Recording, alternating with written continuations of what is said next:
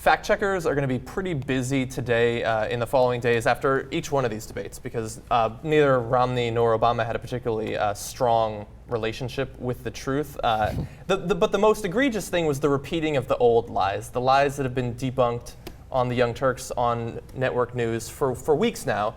We're going to be focusing on Romney's lies because it's a live network, why not?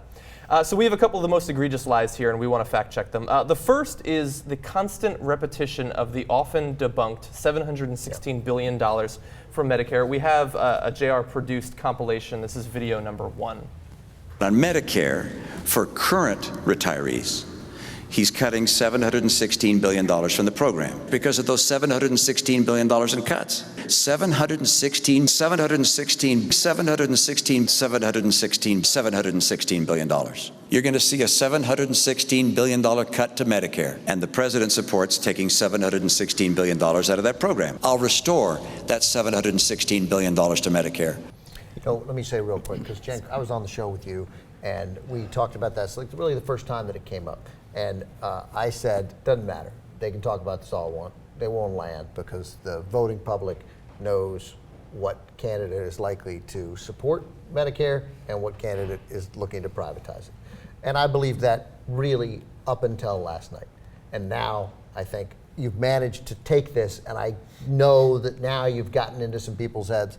Wait, who's cutting Medicare? Which one's cutting Medicare? All they want to do is that old Republican tactic of they don't need to make themselves seem like believers in Medicare. They just want you to think, they just want to take Medicare off the table as an argument that they lose. And by not answering it that many times, they're allowing that to happen. I'm stunned by it. We did not repeat any of those. Yeah. He said it 10 times. And the number of times President Obama responded was 0. I was pulling my hair out. For the love of God, say it's not true. John, is it true? It's not actually true. Really? And we've known this for how long now?